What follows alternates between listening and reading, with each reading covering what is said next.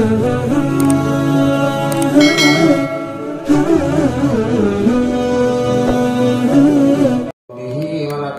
عليه ونعوذ بالله من شرور أنفسنا ومن سيئات أعمالنا من يهده الله فلا مضل له ومن يضلل فلا هادي له وأشهد أن لا إله إلا الله وحده لا شريك له وأشهد أن سيدنا ومولانا محمدا عبده ورسوله صلى الله عليه وسلم. أعوذ بالله من الشيطان الرجيم. بسم الله الرحمن الرحيم. اليوم أكملت لكم دينكم وأتممت عليكم نعمتي ورضيت لكم الإسلام دينا. صدق الله العلي العظيم. وقال النبي صلى الله عليه وسلم لا نبي بعدي أو كما قال النبي صلى الله عليه وسلم. صدر سلطان مدینہ، صدر سلطان مدینہ، وہ جس کے کفے پا کا پسینہ گل قدرے فردوس کی شبنم. صلی اللہ علیہ وسلم. درود شریف پڑھیں. بندہ اور خدا سے واصل، بندہ اور خدا سے واصل، خاکی اور انوار کا حامل، امی اور اسرار کا محرم. صلی اللہ علیہ وسلم. راہ میں کانٹے جس نے بچھائے، راہ میں کانٹے جس نے بچھائے، گالی دی پتھر برسائے، ان پر چھڑکی ڈال شبنم. صلی اللہ علیہ وسلم. شرح علم نشرح وہ سینہ، شرح علم نشرح وہ سینہ، برق تجلی کا گنجینہ، جگمگ جگمگ چمچم چمچم. صلی اللہ علیہ وسلم.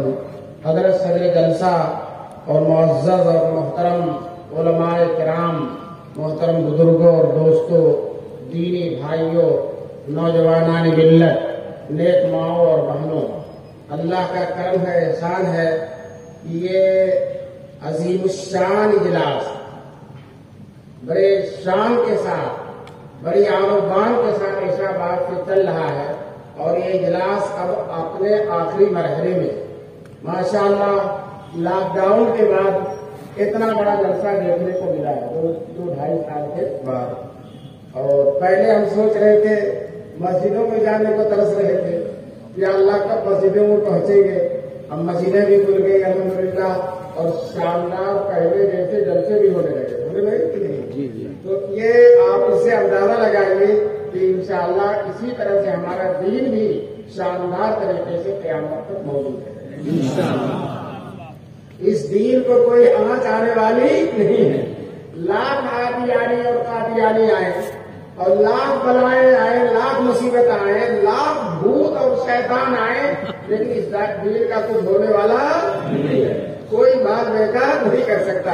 ہمارے رسول پاک صلی اللہ علیہ وسلم نے عرفات کے میدان میں، جس عرفات کے میدان میں یہ آیت اتری تھی جو میں نے ابھی پڑھی ہے، الیوم اکملت لکم دینکم. اے لوگوں، اللہ فرماتے ہیں کہ مسلمانوں، لکم ساری دنیا کو مسلمان سے کہا جائے، قیامت تک آنے والے، اکملت لکم دینکم، ہم نے تمہارے لیے تمہارے دین کو مکمل کر دیا. واتممت علیکم نعمتی، اور جتنی نعمتیں ہم کو دینی تھی ساری کی ساری نعمتوں کو اس کی ہم نے انتہا کر دی ہے، ساری نعمتوں کی بارش کر دی ہم نے تمہارے اوپر. ورضیت لکم الاسلام دینا، اور تمہارے لیے ہم نے اسلام دین کو قیامت تک کے لیے پسند کیا. کب تک کے لیے؟ قیامت تک کے لیے پسند کیا.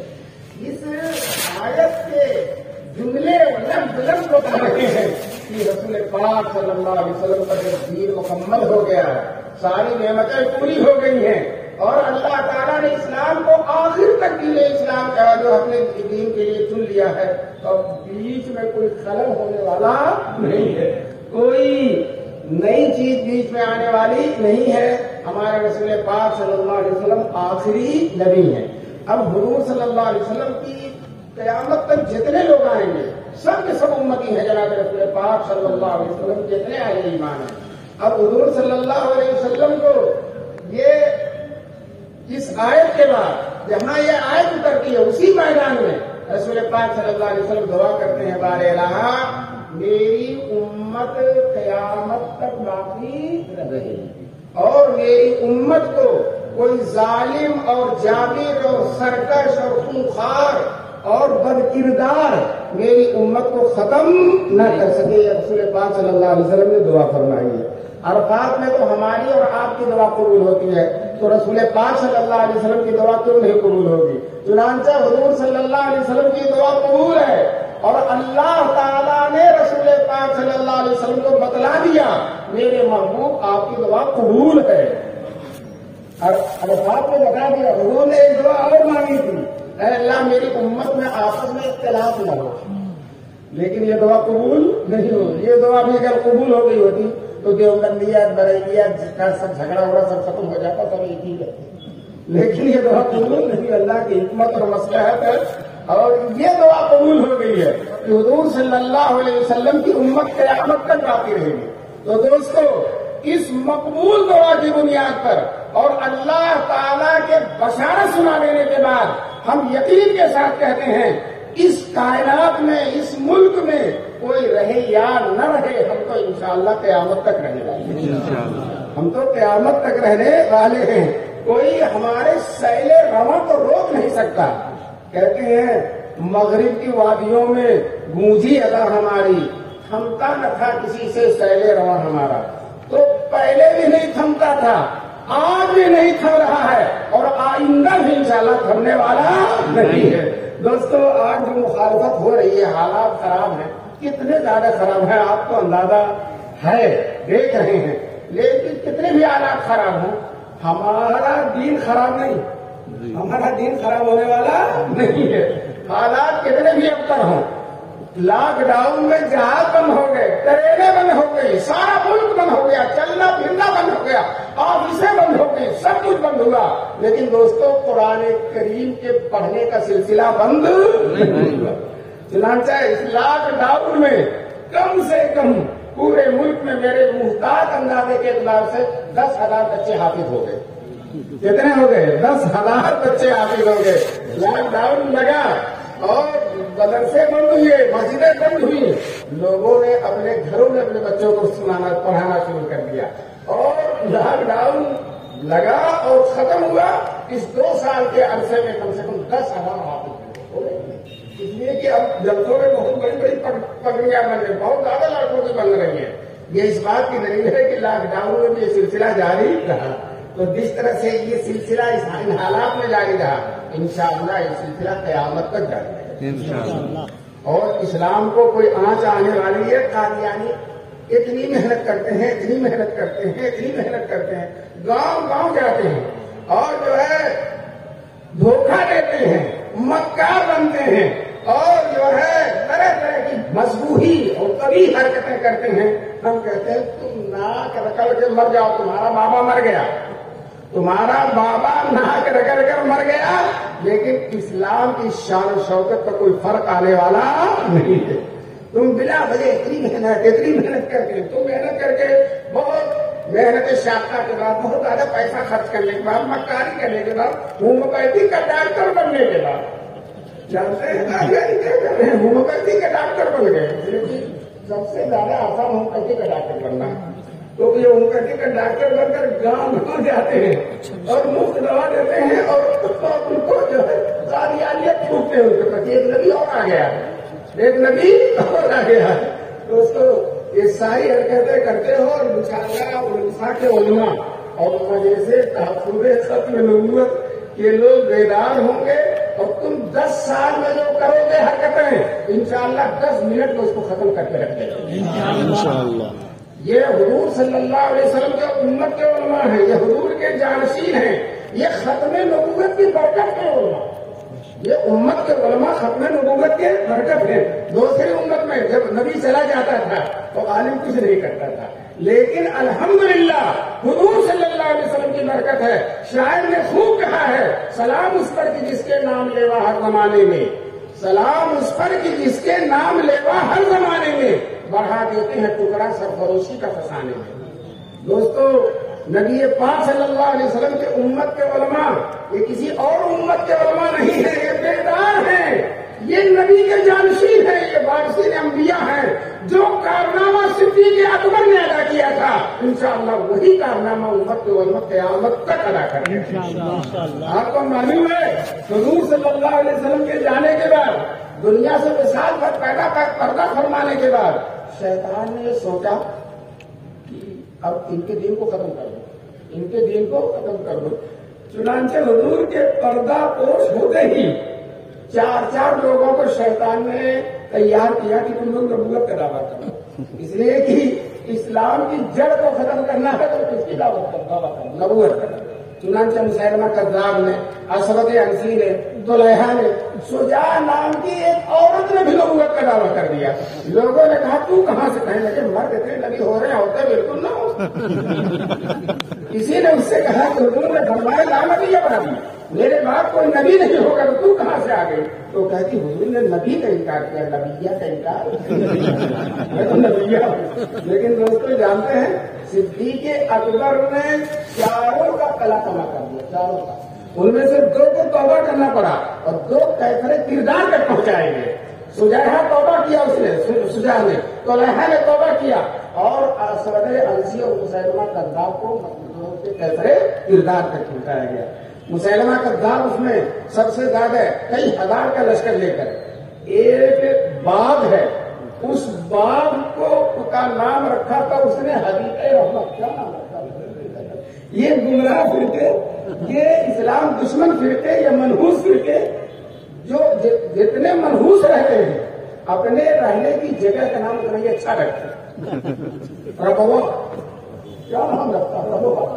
تو اسی طرح سے بہشتی مقبرہ جو قادیانیوں کا مقبرہ ہے، بہشتی مقبرہ، اور جانتے ہو بہشتی مقبرے کا حال کیا ہے؟ ایک صاحب کچھ متاثر ہو گئے قادیان میں سے، تو قادیان گئے کہ چلو مرزا کی قبر پر فاتحہ پڑھ لیں، تو گئے تو اس سے پہلے کتا فاتحہ پڑھ رہا تھا ٹانگ اٹھا کر، کتا فاتحہ پڑھ رہا تھا ٹانگ اٹھا کر، تو کہنے لگا یہ نبی کی قبر کو کتا پیشاب نہیں ہے، یہ نبی نہیں ہے، نبی کو جانے تو میں بتائی کتا پیشاب ہے۔ نبی سرور کونین فخر انبیاء تاجدار حرم صلی اللہ علیہ وسلم کی روضہ اطہر پر ساری دنیا بیتاب و بے قرار ہو کر جاتی ہے۔ ولی جاتے ہیں، کتب جاتے ہیں، ابدال جاتے ہیں۔ کسی شاعر نے کیا خوب کہا، ادب گاہست زیر آسماں اب آسماں برتر، ادب گاہست زیر آسماں اب آسماں برتر، حوث کر باختہ آیت جنید بازی ناکی جا، جنید بغدادی، بایزید بستانی، قطب الدین بختیار کاکی، نظام الدین اولیاء، عبد القادر جیلانی، یہ سب حواس باختہ ہو جاتے ہیں حضور صلی اللہ علیہ وسلم کے روضے اطہر پر جا کر۔ 70,000 فرشتے آسمان سے حضور کے روضے کی زیارت کے لیے اترتے ہیں، دن میں 70,000 رات میں اترتے ہیں۔ یہ شان ہے نبی کی، یہ شان ہے نبی کی۔ اور دوستو نبی کے دشمن کی، جھوٹے کی، مکار کی یہ گت ہے کہ اس کی قبر پر کتا پیشاب کرتا ہے۔ یہ کتابوں میں لکھا ہوا ہے، اور اب تو دھار دھوپ دیا ہے، ورنہ سارے کتے اپنی حاجت نہیں پوری، سارے کتے اپنی حاجت۔ نبی کتنا کیسا ہوتا، اس کی اخلاق کیسے ہوتا، اس کا کردار۔ حضور صلی اللہ علیہ وسلم اپنے بارے میں فرماتے ہیں انما بعثت لیتمم مکارم الاخلاق، میں دنیا میں اس لیے بھیجا گیا ہوں کہ ساری دنیا کو اعلیٰ اخلاق سے بھر دوں۔ دوستو آج مسلمان جو سخی ہے وہ برکت ہے جناب رسول پاک صلی اللہ علیہ وسلم۔ آج مسلمان جو یتیموں، بیواؤں، مسکینوں کی خبرداری کرتا ہے اور خبرگیری کرتا ہے، یہ خیر اور صدقہ ہے جناب رسول پاک صلی اللہ علیہ وسلم کا۔ آج مسلمان مسجد، مدرسے، دین اور دین کی خدمات انجام کرتا ہے، سب خیر اور صدقہ ہے جناب رسول پاک صلی اللہ علیہ وسلم۔ دنیا میں جتنے اعلیٰ اخلاق پائے جا رہے ہیں وہ خیر اور صدقہ ہے جناب رسول پاک صلی اللہ علیہ وسلم کا۔ حضور کے اخلاق، حضور کے کردار، صحابہ سے پوچھو کیسے اخلاق ہے جناب رسول پاک صلی اللہ علیہ وسلم کے۔ جس کو دیکھتے ہیں رسول پاک سے، جو ملتا ہے مسکرا کے ملتے ہیں جناب رسول پاک صلی اللہ علیہ وسلم۔ صحابہ کہتے ہیں ہم اپنے گھروں میں رہتے تھے، ٹینشن میں رہتے تھے اور الجھن میں، آ کر جب حضور صلی اللہ علیہ وسلم کے جمالی جہاں آ رہا تو دیکھ لیتے تھے اور آپ مسکرا کر مل لیتے تھے، ہماری ساری الفتیں دور ہو جایا کرتی تھی۔ یہ ہے نبی کی شان۔ اور یہ اس کو اگر دیکھ لو تو دنیا بھر میں کوئی فکر پیدا ہو جائے گا، نشاط ختم ہو جائے گا، انکسار ختم ہو جائے گا. اس کو اگر بار بار دیکھو تو ناکوں کی پیرائی جواب دینے لگے گی. دوستوں کیسا شکرا ہے. میں نے تو فوٹی دیکھا نہیں ہے ایسا کہنا نبی حضور صلی اللہ علیہ وسلم کا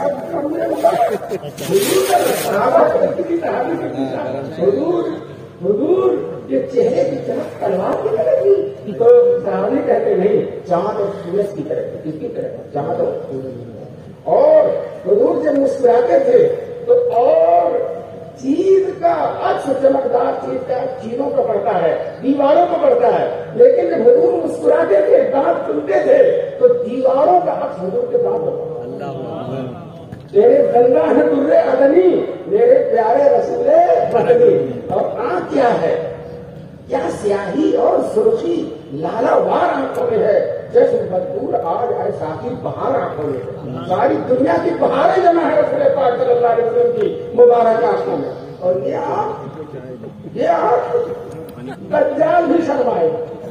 اس آنکھ سے دنیا میں سب سے خراب آنکھ دجال کی ہے. اور دجال کہتا ہے یہ مجھ سے 4 ہاتھ آگے ایسی محدود روح سے کہتا. بتائیے ایسا آدمی نہیں ہو سکتا. ہمارے رسول پاک صلی اللہ علیہ وسلم کے اخلاق کوئی صحابی میں نے بھی بتایا، کوئی صحابی مسکرا کے ملتے تھے رسول پاک صلی اللہ علیہ وسلم، دل خوش کر دیتے تھے. ایک تو حضور کا چہرہ ہی ایسا تھا کہ دل خوش کر دیتا. پھر اس چہرے اس زبان مبارک سے الفاظ بھی ایسے نکلتے تھے کہ وہ بھی خوش کر دیتے تھے. فارسی شاعر نے کہا، اور میں فارسی پڑھنے والے بیٹھے جانے والے بہارے آدمی حسن دلو جا تازہ دکھا رہے. حضور کے حسن کے عالم کی بہار دل اور جان دونوں کو تازہ رکھتی ہے. برنگ اصحاب سورت رہا، بہو اصحاب مانا رہا.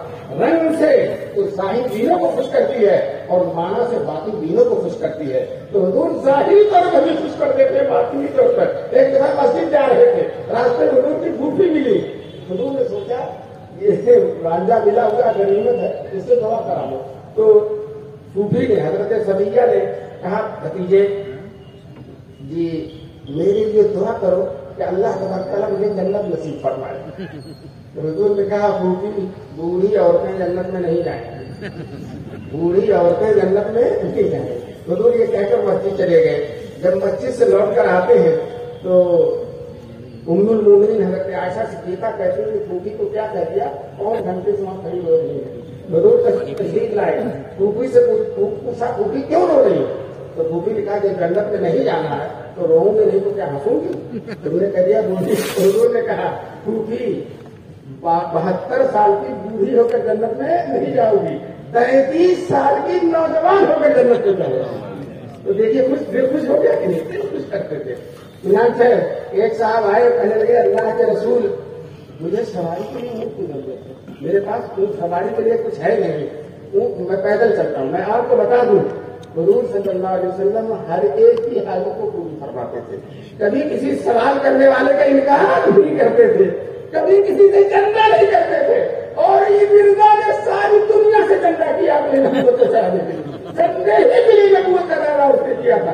اگر چندہ نہ ملتا، چنانچہ ایک دن یہ نور الدین لے کر نور الدین اس کا خلیفہ تھا تو یہ دونوں میں حساب کرے رجسٹر دیکھا جائے نبوت کے دعوے سے پہلے کا چندہ زیادہ آتا تھا یا اب زیادہ آتا. حساب لگایا گیا اب چندہ زیادہ آ رہا ہے، اس لیے نبوت کو باقی رکھنا چاہیے. تو یہ چندے والی نبوت ہے، یہ پیسے والی نبوت ہے، یہ دھوکہ دینے والی نبوت ہے، یہ GST نبوت ہے. یہ نبوت کیا لے دوستوں بہرحال میں حضور کے اخلاق بتلا رہا تھا. جابر رضی اللہ تعالیٰ بہت چھوٹی عمر کے ساتھ ہیں حضرت جابر اسی جذبے میں گئے حضور کے ساتھ. جب واپس آنے لگے تو جابر بہت تیز تیز چل رہے ہیں، بہت تیز تیز چل رہے ہیں. حضور نے پوچھا جابر اتنی جلدی کیا ہے؟ حضور نے پوچھا جابر اتنی جلدی کیا ہے؟ تو جابر کہتے ہیں اللہ کے رسول شادی کیا تھا اور شادی کرتے ہی جہاز کا اعلان ہو گیا میں چلا آیا. تو اب میں تیز تیز جا رہا ہوں تاکہ اہلیہ کی زیارت کروں، گھر والوں سے مل کر خوشی حاصل کروں. اور حضور پوچھتے ہیں ارے جابر تو نے شادی کی؟ ہاں حضور اللہ کے رسول میں نے شادی کی. آج کل کا کوئی ہوتا میں نبی ہوں اس کو بھی نہیں بلایا تم نے. لوگ ناراض ہو گئے تھے، مجھے نہیں بلایا، مجھے نہیں بلایا. حضور کو بھی جابر نے اطلاع دی. شادی کی سادگی کی بات ہے، اسلامی شادی اسی طرح سے ہوتی ہے. حضور نے یہ پوچھا کہ کم عمر عورت سے شادی کیا یا بڑی عمر کی عورت سے شادی کیا؟ تو جابر کہتے ہیں اللہ کے رسول بڑی عمر کی عورت سے شادی کیا. تو حضور فرماتے ارے اپنی عمر کی عورت سے شادی کرتے, تم اس سے کھیلتے وہ تم سے کھیلتی, اور جو ہے ایک دوسرے سے پوچھی اتنی بڑی عمر کی عورت سے کیوں شادی کیا؟ تو جابر کہتے ہیں اللہ کے رسول مرزا غلام احمد قادیانی ہو سکتا تھا میں ہی شادی کروں. بہرحال حضرت جابر نے کہا ابا کا انتقال ہو گیا, 7 بہنیں چھوڑ کر گئے میری 7 بہنیں, تو اب انہیں جیسی ایک رہ کر اور بیٹھا دیتا ان میں, تو ان کی تربیت کون کرتا, ان کی شادی بیاہ کی تیاریاں کون کرتا؟ اس لیے اللہ کے رسول نے تجربے کار اور بڑی عورت سے عمر کی عورت سے شادی کی. حضور نے کہا جابر تم نے خوب کیا, اچھا کیا ہے. میں آپ سے بتانا چاہتا ہوں حضور کے اخلاق دیکھو, ایک جابر سے اتنی لمبی گفتگو کرتے ہیں. آج اگر کوئی بڑا مولوی ہو جائے تو مسافہ کرنا دشوار ہے, مسافہ کرنا دشوار ہے. حضور ہر صحابی کو اتنا وقت دیتے ہیں. دوستو یہ حضور کے اخلاق ہیں. اور آپ یہ دیکھیے جس شخص کو حضور کے بالمقابل لایا جا رہا ہے, تجا عیسیٰ تجا دجالے ناپاک نسبت خاک را با عالم پاک. اس خاک کو اس عالم پاک سے کیا نسبت ہے؟ اس نبوت میں تم ڈاکہ ڈالنا چاہتے ہو, اس نبوت کو تم برباد کرنا چاہتے ہو. تمہاری نسلیں برباد ہو جائیں گی لیکن رسول پاک صلی اللہ علیہ وسلم کی نبوت برباد ہونے والی نہیں ہے. کیوں؟ اللہ نے حضور کو خاتم النبیین کہہ دیا, آخر تک یہی نبی رہیں گے, ان کے بعد کسی نبی کی ضرورت نہیں ہے. دوستو ان کے بعد کسی کے بعد اس وقت ضرورت پڑتی ہے جب اس میں کمی ہو, کسی کے بعد اس وقت ضرورت پڑتی ہے جب اس میں کمی ہو. اور ہمارے دین میں الحمدللہ کوئی کمی نہیں ہے, ہمارے نبی میں کوئی کمی نہیں ہے, ہمارے نبی کی نبوت میں کوئی کمی نہیں ہے. تو انشاءاللہ حضور صلی اللہ علیہ وسلم کے بعد قیامت تک کوئی نبی آنے والا بھی نہیں ہے. دوستو اگر نیا نبی آ جائے گا تو پھر دارالعلوم دیوبند کو بدلنا پڑے گا, دارالعلوم دیوبند کو بدلنا پڑے گا, اور ساری مسجدوں کو بدلنا پڑے گا, نمازوں کو بدلنا پڑے گا, روزوں کو, اس لیے کہ نیا نبی نہیں شریعت لے کر آئے گا تو حضور صلی اللہ علیہ وسلم کی شریعت ختم ہو جائے گی. اب یہ کہتا ہے ہدایہ نہیں پڑھائی جائے گی, اب یہ نیا نبی جو کتاب لکھے گا وہ پڑھائی جائے گی. تو سارا ہدایہ مشکات بخاری مسلم سب کو بدلنا پڑ جائے گا. نبوت رحمت ہے, نبوت رحمت, اور ختم نبوت بے پناہ رحمت ہے. نبوت رحمت ہے اور ختم نبوت بے پناہ رحمت ہے. ہمارے نبی میں اور نبیوں میں یہی فرق ہے کہ ان کے اندر نبوت ہے اور ہمارے رسول پاک کے اندر نبوت بھی ہے اور ختم نبوت بھی ہے. یہ ختم نبوت تمغہ ہے, یہ جوہر ہے, یہ اعزاز ہے, یہ رتبہ ہے, یہ شان ہے جناب رسول پاک صلی اللہ علیہ وسلم. دوستو یہ قادیانی کہتا ہے نبی کی نبوت میں انکار نہیں, وہ بھی نبی ہے, وہ بھی نبی ہے. چلو تمہارا شکریہ کہ ان کو بھی نبی مان رہے ہو, وہ بھی نبی ہے, اور مرزا صاحب ان کے بعد نبی, ان کے بعد نبی. تو دوستو یہ نبوت پر نہیں ڈاکہ ڈالنا, کس پر ڈاکہ ڈالنا؟ ختم نبوت پر. یہ اليوم اکملت لکم دینکم, یہ ختم نبوت ہے. واتممت علیکم نعمتی ورضیت لکم الاسلام دینا, یہ ختم نبوت ہے. اور دوستو یہ قادیانی اسی ختم نبوت کو ڈاکہ ڈالنا چاہتا ہے. یہ قادیانی تبلیغ بہت کرتے ہیں, بہت شوق ہوتا ہے, اور جانتے ہیں کہ تبلیغ کرتے ہیں, بتا دوں آپ کو ان کو بہت پیسہ ملتا ہے, بہت زیادہ پیسہ. کسی گاؤں میں چلے جاتے ہیں, ان کو بھیج دیا 70,000 تنخواہ, 50 مولوی مل کر اتنی تنخواہ نہیں پائیں گے, 10 مولوی جتنا یہ پا جاتے ہیں, کتنی پاتے ہیں 70,000. اور کسی اور جٹیل جگہ میں جاتے ہیں جہاں خطرہ ہے, وہاں 1 لاکھ تنخواہ ہوتی ہے. اور قادیانی بنا کر جب قادیان کے جلسے میں لے جاتے ہیں تو کمیشن ملتا ہے, یہاں ملتا کمیشن ملتا ہے کہ اتنے کو لے آیا تو اس کو اتنا پیسہ ملے گا. تو یہ صرف پیسے کا کھیل ہے, پیسے کا کاروبار ہے. تو دوستو ہمارے یہاں جب کوئی مسلمان ہوتا ہے وہ پیسہ دیتا ہے, وہ زکات دیتا ہے, صدقہ دیتا ہے, اور ان کے یہاں ان کے مذہب میں جو داخل ہوتا ہے اس کو کیا ملتا ہے؟ پیسہ ملتا ہے. اور وہ پیسے ہی کا کھیل ہے, اس کی بنا پر جو ہے یہ چل رہا ہے. اور پیسہ ان کو کون طاقت دے رہی ہے؟ بتاؤ, اگر کسی کا گھر اچھا ہو جائے تو چھاپا پڑ جاتا ہے. اور ربوہ میں شاندار, یہاں قادیان میں شاندار عمارتیں ہیں, بڑے بھاری آفس ہیں, کروڑوں اربوں کا وارہ نہیں آنا ہوتا ہے, نہ کوئی CID ہے, نہ کوئی یہ. کیوں؟ ہم ان کے ہیں, ہمارا پوچھنا کیا, ہم ان کے ہیں, ہمارا پوچھنا کیا. بہرحال یہ ان کی ختم نبوت ہے, اور یہ ان کی نبوت ہے, اور بہرحال میں اب یہ کر رہا تھا کہ مرزا ایک آنکھ جو ہے چھوٹی تھی، ایک آنکھ ذرا بڑی تھی، تو یہ آنکھوں میں بھی توازن نہیں ہے، مزاج میں بھی توازن نہیں تھا، دماغ میں بھی توازن نہیں تھا۔ دوستو کبھی ایسا ہوتا کہ پائجامہ پہن لیتا تھا، کمر بند باندھتا ہی نہیں تھا، پاجامہ لکھا ہوا کتابوں پاجامہ پہن لیا کمر بند باندھا ہی نہیں، اور کبھی آستی جو ہے آپ کے دوسرے آدمی اور اسی طرح سے مسجد میں چلا جاتا ہے۔ اور آپ کو میں بتاؤں کہ ہمارے رسول پاک صلی اللہ علیہ وسلم جب مسجد میں آتے تھے تو اہتمام کے ساتھ، اہمیت کے ساتھ، اور کافی لوگوں کے چلے جانے کے بعد بھی حضور صلی اللہ علیہ وسلم مسجد میں بیٹھے رہتے تھے۔ اور مرزا غلام محمد قادیانی اکثر اس کے حالات میں لکھا ہے کہ ایک رکعت میں بھاگ آتا تھا، ایک رکعت پڑھ کر بھاگ آ جاتا۔ جب ایمان ہی نہیں تو دل کیا لگے گا نماز میں؟ ایمان ہی نہیں تو دل کیا لگے گا نماز میں؟ کیونکہ چھوٹے بچے نہیں ہیں مگر اس مار مار کے سب نے پڑا کرتا ہے، اس کی نیت باندھنے پر بھاگ جاتے ہیں۔ یہی ہے بتاؤ کہ نماز کی نیت توڑ توڑ کر بھاگے گا۔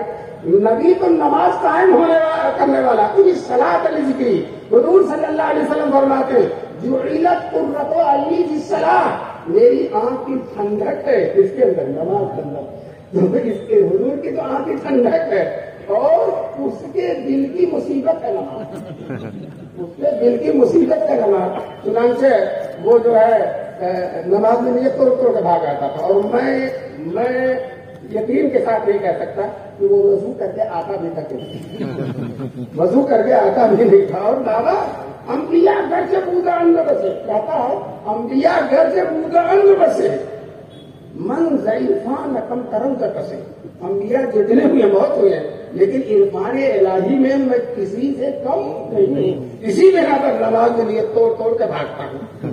عرفان الہی اگر رہتا تو نماز چھوڑ کر بھاگتا، نماز تو عرفان الہی کی بنیاد ہے نا، لیکن اس کا دل نہیں لگ رہا نماز میں۔ بہرحال ایک قادیانی تبلیغ کر رہا تھا، تبلیغ کرتے کرتے ایک دیکھا کہ آج کل غیر مسلم کی داڑھی کرتے ہیں نا، تو یہ سوچا کہ مسلمان ہے، تو کہہ رہا تھا مرزا صاحب یہ آپ نبی ہیں اور ان کی وجہ سے رحمت ہے نبوت جاری ہو گئی ہے، تو مرزا صاحب نے بہت دیر تک سمجھا تھا مان لیجیے ان کو، حضور کو تو مانیے، مرزا صاحب کو نہیں مان لیجیے۔ تو وہ غیر مسلم تھا، بہت دیر کے بعد جب سمجھاتے سمجھاتے تھک گیا، وہ بھی حکمت سے ہلاتا رہا، سمجھاتے سمجھاتے تھک گیا، تو کہنے لگا ہم تو مسلمانوں کے صحیح نبی کو یہ بھی نہیں مان رہے ہیں، تو ہم مسلمانوں کے جھوٹے نبی کو کیسے مانیں؟ ابھی تو ہم صحیح نبی پر ایمان نہیں لائے ہیں، تو مسلمانوں کے دوسرے نبی پر بھی کل کیسے ایمان لائے ہیں؟ بہرحال مرزا کہتا ہے میں عیسیٰ ہوں، کہتا ہے میں عیسیٰ ہوں، عیسیٰ مر گئے اور میں عیسیٰ ہوں۔ مجھے اس پر یاد آیا، مولانا واز کہہ رہے تھے اور یہ جنت کی حوریں ایسی ہیں جو پٹا اگر نکال دے تو پوری دنیا میں رونق آ جائے اور یہ روشنیوں کی ضرورت نہ پڑے، اور ان کی خوشبو اگر ہو پوری دنیا خوشبو سے معطر ہو جائے پھر مجھ کو امبر کی دنیا میں ضرورت نہ پڑے۔ یہ سب بات کہہ رہے تھے، تو ایک گدہی جو کانی اتری لولی گندی بدبودار تھی، وہ دوسری گدہی سے کہہ رہی ہے کہ مولانا جس حور کا تذکرہ کر رہے ہیں لوگوں کو میری ہی بارے میں سنا، لوگوں کو میرے ہی بارے میں سنا۔ تو اس طرح آپ اس طرح سے اس سے زیادہ ہمارا بات ہے، بتاؤ جو وائن پی رہا، لاہور سے منگا تو شراب پی رہا نبی ہو سکتا ہے؟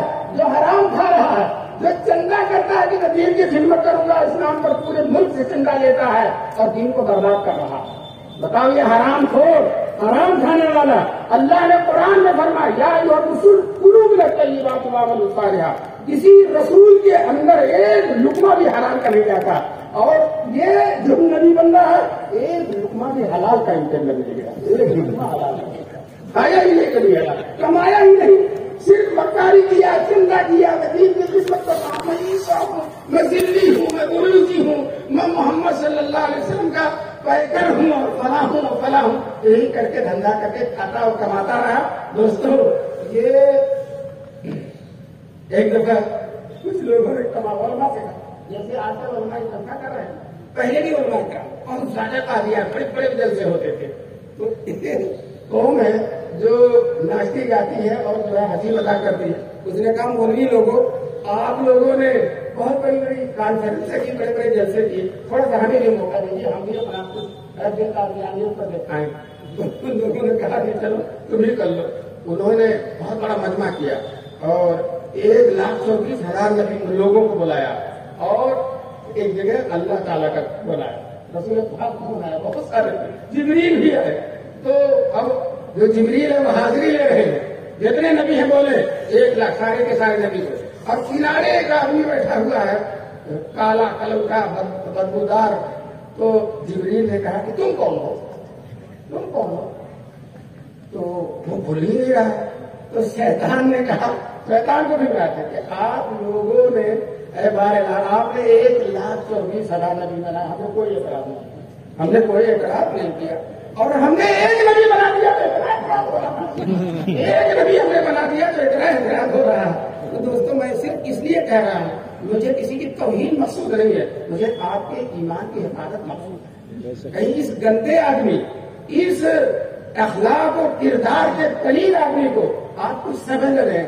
چنانچہ کہتے ہیں جو آدمی نبوت کا دعویٰ کرے اس سے اگر کوئی کہہ دے کہ تو اچھا آدمی ہے لیکن نبی نہیں ہے، علماء کہتے ہیں کافر ہو جائے، علماء کہتے ہیں کافر ہو جائے۔ نبوت کے دعوے کو کرنے والے کو اچھا آدمی بھی نہیں کہتے، جو اس کو اچھا آدمی کہے گا وہ کافر ہو جائے گا۔ اسی بنا پر ہم لاہوریوں کو بھی کافر کہتے ہیں اور قادیانیوں کو بھی کافر کہتے ہیں۔ ایک نبی مانتا ہے اور ایک ولی مانتا ہے، تو جو اس کو نبی مانے وہ بھی کافر، جو ولی مانے وہ بھی کافر، جو مسلمان مانے وہ بھی کافر ہے۔ اللہ تبارک تعالیٰ ہم سب کو ان کی ان حرکتوں سے ہم سب کی حفاظت کر پائے۔ اور اڑیسہ میں انشاءاللہ اس جلسے کے بعد یہ دھوم دباتے ہوئے پھرے گے، اور آپ سے ہم درخواست کرتے ہیں کہ کوئی اس طرح کا آدمی اگر آپ سے گفتگو کرنا چاہے آپ اس کو منہ نہ لگائیے، آپ اس کو کہیں اس کی تصدیق نہ ہو جائے، اس کی تصدیق ہوئی تو آپ کا ایمان ختم۔ کیا بتائیے آپ اس بات کو پسند کریں گے کہ ہمارے ہاتھ سے جناب رسول پاک کا دامن چھوٹ جائے؟ پسند کریں گے؟ چھوٹے نہ کہیں ہاتھ سے دامن محمد، بہت مبارک دامن ہمیں ملا ہوا، اللہ کا کرم احسان ہے کہ ایسا نبی ملا ہوا، اور ایسے نبی کے دامن کو ہم نے پکڑ رکھا جو نبی میدان محشر میں سارے نبی اپنے لیے ہوں گے اور رسول پاک صلی اللہ علیہ وسلم اپنی امت کے لیے پریشان، ایک ایک امتی کے لیے ہم یہاں بیٹھے ہیں، ہم یہاں بیٹھے ہیں، لیکن دوستو ہمارا درود حضور کو پہنچایا جا رہا ہے، پہنچایا جا رہا ہے، اور ہماری توجہ ہماری طرف حضور کی توجہ کہی جا رہی ہے۔ اب لیکن حالات اتنے خراب ہیں، اتنے خراب ہیں، لیکن کیا ہم برباد ہو رہے ہیں؟ اتنا بڑا اجلاس کوئی کر کے دکھا دے، ہم برباد نہیں ہو رہے ہیں۔ کیوں؟ شب فراق ہے اور نیند آئی جاتی ہے، مسلمان سکون سے شب فراق ہے اور نیند آئی جاتی ہے۔ کیوں؟ جس میں ان کی توجہ سپائی جاتی ہے، جس میں ان کی توجہ سپائی جاتی ہے۔ ہمارے حال پر حضور کی توجہ ہے، حضور کی عنایت ہے، حضور کی نظر کرم ہے، حضور کی چشم رحمت ہے۔ چنانچہ تلسی نے کہا تھا چشم رحمت کا کشا سوئے من انداز نظر، چشم رحمت کا کشا سوئے من انداز نظر، اے قریشی لقبی ہاشمی و مطلبی۔ دوستو ہر ایک پر نظر ہے۔ میں وہ واقعہ سنا رہا تھا، وہ صاحب حضور سے اونٹ مانگ رہے تھے، یہی واقعہ سنا کہ اللہ کے رسول مجھے اونٹ دے دیجیے سواری کے لیے، میرے پاس کچھ نہیں۔ حضور کبھی کسی کا انکار نہیں کرتے۔ آج اگر ہم ہوتے حضور کے زمانے میں تو ہم بھی اپنی حاجتیں حضور سے مانگتے، ہم بھی اپنی حاجتیں حضور سے مانگتے اور حضور ہم کو دیتے، ہماری حاجتیں پوری کرتے۔ چنانچہ آج ہم نہیں مانگ سکے تو انشاءاللہ میدان محشر میں نبی پاک صلی اللہ علیہ وسلم کی سفارش ہم سب کو حضور کی سفارش ملے گی، توجہ ملے گی، نظر کرم ملے گی۔ چنانچہ صحابی سے حضور کہتے ہیں کہ صاحب میں آپ کو دے دوں گا لیکن آپ کو اونٹنی کا بچہ دوں گا۔ کیا دوں گا؟ اونٹنی کا بچہ۔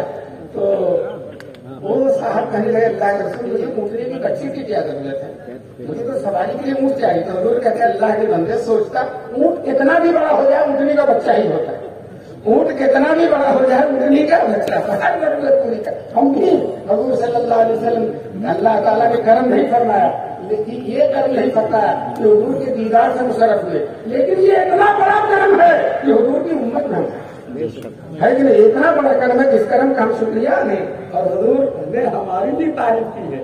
ہم معمولی لوگ ہیں، اڑیسہ میں رہ رہے ہیں، ہندوستان میں رہ رہے ہیں، لیکن حضور نے ہماری بھی تعریف۔ ایک دن حضور نے صحابہ سے کہا کہ بتاؤ سب سے مضبوط ایمان کس کا ہے؟ تو صحابہ نے کہا نبیوں کا۔ کس کا ہے؟ نبیوں کا۔ تو حضور نے فرمایا نبیوں کا ایمان تو مضبوط نہیں ہوگا تو کیا ہوگا؟ ان پر وحی الہی کرتی ہے، براہ راست اللہ کا خطاب ان پر آتا ہے، ان کا ایمان تو سب سے مضبوط ہوگا نہیں۔ دوسروں بھی بتاؤ، تو صحابہ نے کہا فرشتوں کا ایمان سب سے مضبوط ہے۔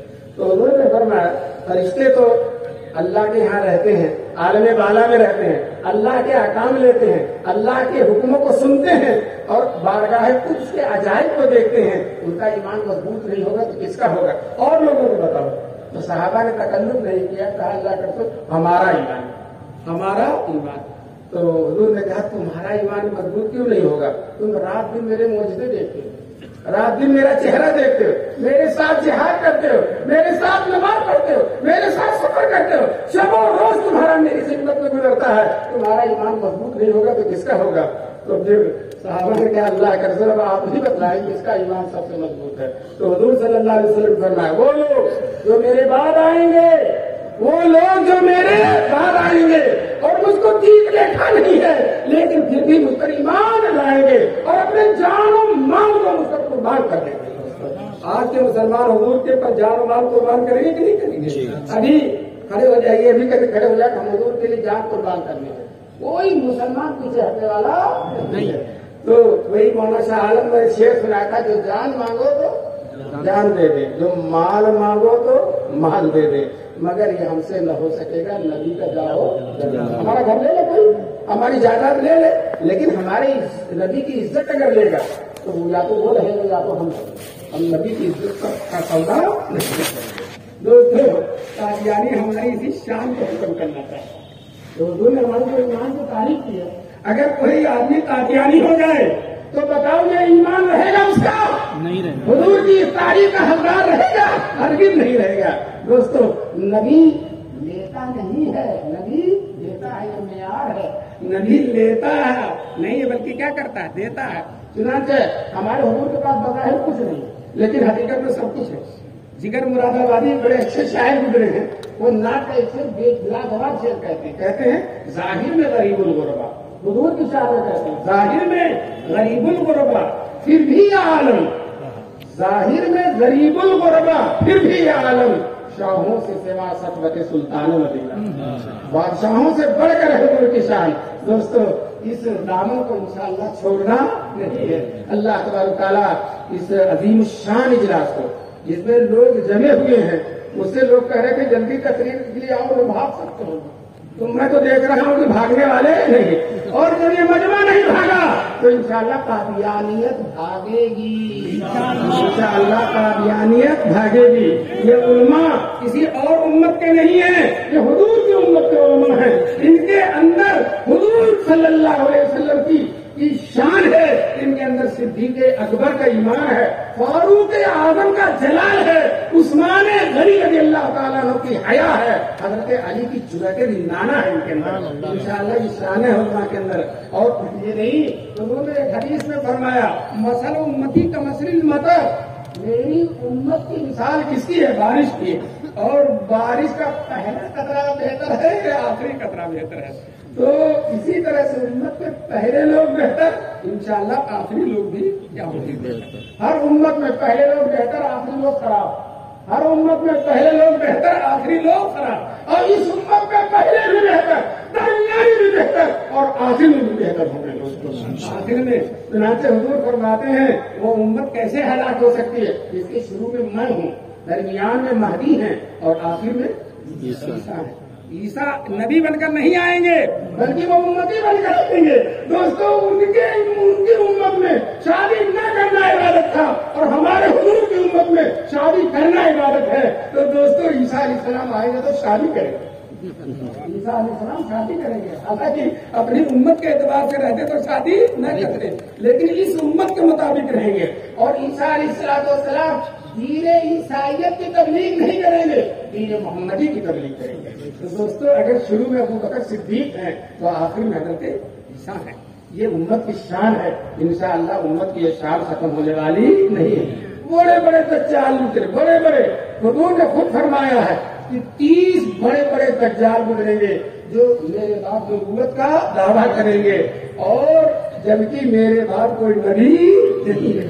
اب نبی نہیں ہے، صاف ہے، لا نبی جیوت ہے، لیکن مرزا جو ہے وہ کہتا ہے وہ نبی ہے لیکن میں ذلی نبی ہوں، ذلی نبی ہوں. کہتے ہیں تم دلی نبی دلی نبی ہے، قروضی نبی ہے، اقصی نبی ہے، فوٹو کاپی نبی ہے، فوٹو کاپی نبی ہے. تم کچھ بھی نہیں ہو، تم شیطان ہو، تم مردود ہو، تم دجال ہو، تم دجال کے نمائندے ہو. نبی پاک صلی اللہ علیہ وسلم سے تمہاری کوئی نسبت نہیں ہے. جو تم کو مانے گا وہ نبی کے دامن سے محروم ہو جائے گا، اور جو نبی کا دامن رکھنے والا، اپنے ہاتھ میں حضور کا دامن رکھنے والا، وہ تم کو کبھی ماننے کے لیے تیار نہیں ہے. میں نے دوستوں یہ لوگ کہہ رہے ہیں کہ یہ بڑی سخت بات کر رہا، ان کو دجال کہہ رہا. میں یہ کہتا ہوں کہ دجال کہہ گا یہ لکڑی نہیں کو دے دو، یہ لقب انہیں کو دے دو، یہ زیادہ شاہ انسان ہے مجھ سے، مرزا غلام محمد رقم سے زیادہ شاہ انسان ہے. جب ریل چلی تھی، ٹرین چلی تھی، تو مرزا اس وقت تھا، تو اس نے لکھا تھا کہ یہ دجال کی سواری ہے. اس کی سواری ہے دجال کی. تو مرزا نے کہا کہ یہ دجال کی سواری ہے، اور لاہور میں مر گیا. کہاں مر گیا؟ لاہور میں. اور میں یہ نہیں کہوں گا کہ کہاں مرا، لاہور میں تو مر گیا. بیت الخلا جس گھر میں تھا 100 دست آتے تھے، تو اب لوگوں نے کہا اس گھر کو بیت الخلا بھی دیا، اس گھر کو بیت الخلا کر دیا گیا. چارپائی کاٹ دی گئی کہ یہی سی چھٹی ہے بیت الخلا کی، اور اسی میں مرا. جب مرا ہے تو لاش اس کی ٹرین سے لائی گئی ہے قادیان. وہ بہشتی کتوں والے مقبرے میں جو لاش لائی گئی وہ کس سے لائی گئی تھی؟ ٹرین سے. بتاؤ دجال ہوا کہ نہیں ہوا؟ کہا تھا یہ دجال کی سواری، اور پھر اس پر گیا. جو ہے کتنا جب کسی سے عاجز ہو جاتا تھا، لاچار ہو جاتا تھا، تو جیسے بلی جو ہے عاجز ہو جاتی ہے، کتے پر کیا کرتے ہم لوگ دیتی، اسی طرح جب عاجز ہو جاتا تھا تو کہتا تھا یہ مر جائے گا، یہ مر جائے گا، اتنے دن میں مرے گا، اور کوشش کرتا تھا کہ اپنے لوگوں سے اس کو ختم کروا دے. اس طرح سے موجودہ اپنا پورا کرا. لیکن مولانا ثناء اللہ سے بہت پریشان ہوا. اللہ مولانا ثناء اللہ کی قبر کو نور سے بھر دے. بہت ناک مر کر لے لیا. تو کہتا ہے گفت مرزا مر ثناء اللہ را، گفت مرزا مر ثناء اللہ را، نیرد اول ہے تو ملعون خدا سے. دونوں میں جو ملعون ہے وہ سب سے پہلے ملے گا. دوستو مرزا مر گیا اور ثناء اللہ 40 سال کا زندہ ہے. کتنے 40 سال سے یوں کہا کرتا تھا مر جائیں گے، اور یوں کہا کرتا تھا مر جائیں گے، اور تو زندہ ہے خود ہی مر گیا، اور تو زندہ ہے خود ہی مر گیا. اس کے بیماروں کا ہوگا کیا علاج؟ کالرا میں خود مسیحا مر گیا. اس کے بیماروں کا ہوگا کیا علاج؟ کالرا میں خود مسیحا مر گیا. دوستو اس کا یہ دھندا فلاں مر جائے گا، فلاں مر جائے گا، فلاں مر جائے گا. اور جتنے لوگوں کو کہا وہ تو نہیں مرا، خود ہی مر گیا. اور اسی طرح سے اس کا مرید تھا عبد الرحیم نام کا، اور وہ مرزا کو طالب علم تھا، چندہ بھی دیتا تھا، ہر مہینے 1 روپیہ چندہ اس زمانے میں دیتا تھا. اور اسی زمانے میں عبداللہ آتم ایک پادری تھا، مرزا سے اس کا مناظرہ ہو رہا تھا. تو مرزا ہار گیا مناظرہ. اس کا بھی جواب جو پادریوں کا نہ جواب دے سکے وہ علماء ربانیین کا کیا جواب دے. تو آج ہی جا کر کہا کہ یہ عبداللہ آتم مر جائے گا، 2 سال کے اندر مر جائے گا. 2 سال گزرا، عبداللہ آتم مرا ہی. تو اب وہ عبد الرحیم نام کا ان کا مرید تھا مرزا کا، اور چندہ بھی دیتا تھا. وہ کہ تم تو جھوٹے نہیں ہو، تم تو جھوٹے نہیں ہو. اس کی بیعت کو توڑ دیا، اس کا ایمان لانا توڑ دیا، اس کا مخالف ہو گیا. اور دھندا اور اربا مرزا ہی سے سیکھا. مرزا کہتا تھا، جیسے کہتا تھا یہ 2 سال میں مر جائے گا، تو وہ مرزا کو کہنے لگا مرزا 2 سال میں مر جائے گا، مرزا اتنے دن میں مر جائے گا. اور اس نے جو کہا وہ ہو گیا. مرزا مر گیا جتنے دن میں کہا تھا، تو تھا مرنا ہی تھا اسے، تو اتنے دن میں وہ مر گیا. لیکن وہ اس نے مرزا کا جواب ترکی میں ترکی دیا. جس طرح سے مرزا لوگوں کو مارتا تھا کہ مر جائے گا، تو اس نے خود مرزا ہی کو مارتا تھا، مرزا ہی کو مارتا تھا. جو پیشن ہوئی تھی اس پہ ختم ہو گیا. اللہ تعالیٰ پوری امت کے علماء کو بہترین بدلا نصیب کرنا ہے. بتائیے میں کہتا ہوں 50,000 سے کم کتابیں لکھی گئی. کتنی؟ 50,000. اور کانفرنسیں ہندوستان، پاکستان، لندن کہاں تک. مرزا طاہر تھا وہ فدائے ملت مولانا اسد مدنی پہ ناراض تھا. کہتا تھا اسد میاں ہم جو ہے لندن تک چلے آتے ہیں کانفرنس کرنے کے لیے. ہم کہتے ہیں لندن تک نہیں، جہنم میں تو جائیں گے، جہنم کے دروازے تک گوائیں گے. جہنم میں تو جائیں گے نہیں، لیکن جہنم کے دروازے الحمدللہ بہت کام.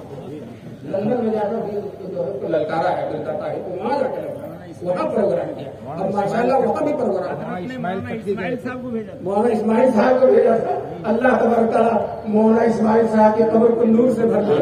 جو ہے حضور کی زندگی 63 سال کی ہے اور 63 سال تک مسلسل مولانا اسماعیل نے ختم نبوت کے کارناموں کو انجام دیا. یہ ایک مناسبت ہے. اللہ تعالیٰ ان کی قبر کو نور سے بھر دے. اور جو علماء شہید ہوئے ہیں محنتیں کی ہیں تگودو کی آسان نہیں. ہم مولانا اسماعیل شاندار مناظرہ کیا. کشمیر سے آئے تھے قادیانی. کشمیر میں قادیانی زیادہ. میں سمجھتا ہوں کہ کشمیر کے بعد ہی اڑیسہ کا نمبر ہے. قادیانیت میں کشمیر کے بعد ہی اڑیسہ کا نمبر ہے. کشمیر میں بہت زیادہ قادیانی بہت زیادہ قادیانی. وہ کشمیری آیا تھا اور مناظرے سے پہلے فوٹو لے کر لندن بھیج دیا. اس میں لکھا تھا مناظرہ فرقہ دیوبندیہ اور جماعت احمدیہ کے درمیان. ہم کو فرقہ کہا اور اپنے کو کیا پتا پورا بینر لگا ہوا تھا پہلے ہی سے لے کر آیا تھا. اس کو لندن بھیجنا تھا اپنی کارروائی دکھانی تھی. اللہ تعالیٰ فدا ملت رحمۃ اللہ علیہ کو مولانا اسماعیل صاحب کو مولانا سراج الدین اور ابھی لوگ بزرگوار گئے مولانا جلال صاحب اور مولانا جابر صاحب. اللہ سارے علماء کی خبر کو نور سے بھر دے اور کروٹ کروٹ ان کو جنت الفردوس سے سرفراز فرمائے. اور اللہ تعالیٰ انہیں کی سوز جگر اور سوز دلوں سے اللہ نے اس اجلاس کو حترجہ کامیاب فرمایا ہے. انتہائی کامیاب. میں خود گواہی دیتا ہوں کہ علاج بے پناہ کامیاب ہے. غانم اور ان کے لوگوں نے جن کا نام نہیں جانتا ہے سارے علماء موجود ہیں. انہوں نے جان توڑ کوشش کی ہے. انشاءاللہ اس کا صلہ ان کو دربار رسالت سے بھی ملے گا دربار خداوندی سے دونوں درباروں سے ملے گا. دونوں درباروں سے ملے گا. حضور کہیں گے جاؤ جاؤ سننے دو یہ غلام میرا. جاؤ جاؤ سننے دو یہ غلام میرا. یہ ختم نبوت کے جو کارنامہ انجام دینے والے ہیں انشاءاللہ میدان محشر میں حضور کی جلوہ میں حضور کی نظر محبت ان پر ہوگی. نظر توجہ ان پر ہوگی. انشاءاللہ میدان محشر میں حضور کے قدم سنیں. شفیق جون پوری کہتے ہیں کہ وہ محو خواب ہوں. حضور ہی کی شان میں کہتے ہیں وہ محو خواب ہوں گے سامنے پردہ پڑا ہوگا. وہ محو خواب ہوں گے سامنے پردہ پڑا ہوگا. کوئی دیوانہ پابوسی کا موقع ڈھونڈتا ہوگا. کوئی دیوانہ پابوسی کا موقع یہی ختم نبوت کے دیوانے. انشاءاللہ میدان محشر میں حضور کے جلوہ میں رہیں گے. حضور کے گروہ میں رہیں گے. حضور کے زمرے میں رہیں گے اور انشاءاللہ حضور کے قدم بوسی کی دولت کو پڑا. ہم کسی دنیاوی منفعت کے تحت یہ نہیں کر رہے ہیں. ہم اللہ کی رضا کے لیے اور اللہ کے لادنے کے ختم نبوت کے تحفظ کے لیے کر رہے ہیں. انشاءاللہ اللہ کی بھی توجہ ہوگی. نظر کرم ہوگی. عنایات بے کرم ہوگی اور رسول صلی اللہ علیہ وسلم کے خواب میں آئیں گے. جن لوگوں نے ختم نبوت کا کارنامے انجام دیے ہیں ان کو حضور کی ان کے لیے حضور کی بہت ساری بشارت ہیں. چاہے وہ عطا اللہ صاحب بخاری ہوں چاہے مولانا جو ہے وہاں تک پنجاب میں اہل حدیث کے حسین بٹالوی جو ہیں اور اسی طرح سے ثناء اللہ حسین جو سب سے زیادہ علامہ انور شاہ کشمیری. یہ علماء دیوبند مرزا غلام قادیانی سب سے زیادہ جو گھبراتا ہے وہ کس سے گھبراتا ہے؟ علماء دیوبند سب سے زیادہ ان سے گھبراتا ہے. علامہ انور شاہ کشمیری ان کے شاگرد مفتی شفیع صاحب اور اسی طرح مولانا یوسف بنوری صاحب اور اللہ تعالیٰ بہترین بدلا کے مولانا یوسف گیلانی صاحب کو ان حضرات نے بہترین کارنامے انجام دیے. اور یہاں کے علماء اللہ تبارک تعالیٰ ان سب حضرات کی قبروں کو نور سے بھر دیں. علامہ انور شاہ کشمیری تو بیمار تھے چلنے کی طاقت نہیں تھی لیکن اسی حالت میں بھاولپور گئے مقدمہ کو دیکھ لیا اور وہ شاندار مقدمہ اور بہترین مقدمہ اس کی تفصیلات بھی مولانا شاہ عالم شائع کر رہے ہیں. انشاءاللہ شائع کر دیں گے. آپ دیکھیے گا کہ جا کر وہاں کیسی بحث کرتے ہیں اور کس طرح سے قادیانیت کے جھنڈے کو گڈھے میں ڈالتے ہیں گندے کنویں میں ڈالتے ہیں کوڑی دان میں ڈالتے ہیں نجاست قدم میں ڈال دیتے ہیں قادیانیت کے جھنڈے کو. انشاءاللہ یہ جھنڈا آج پھر میں جا سکتے ہیں. وآخر دعوانا الحمدللہ.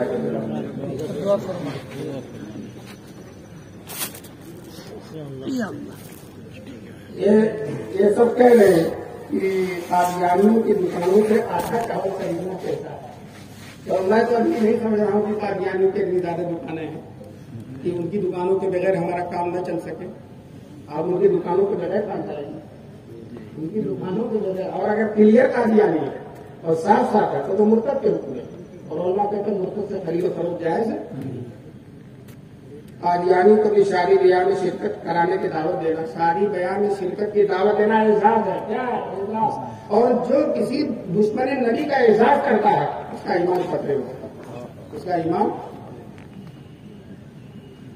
قادیانیوں کے ساتھ کاروبار کیسا ہے؟ حضور نے فرمایا لا تو آکلو ہوں، اس کے کھاؤ مت، لا تجالسی ہوں، ان کے ساتھ بیٹھو مت. جب بیٹھنا منع ہے تو کاروبار کو بدل دے، اس لیے کاروبار میں بیٹھنا بھی پڑے گا، اٹھنا بھی پڑے گا، اور ان کے ساتھ بیٹھنا ہی منع ہے، اس لیے اسی کے ساتھ کاروبار جائز ہے.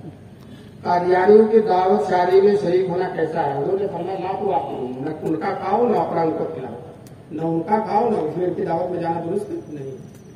قادیانیوں کے ساتھ کھانا پینا اٹھنا بیٹھنا کیسا بتا دیا نا، اللہ تو آکلوہم ولا تجالسوہم حدیث ہے. تو یہ اسی طرح کے گمراہ لوگوں کے بارے میں حضور کے الفاظ عام ہوتے ہیں، تو اس لیے قادیانیوں کے ساتھ کھانا پینا کسی طرح سے درست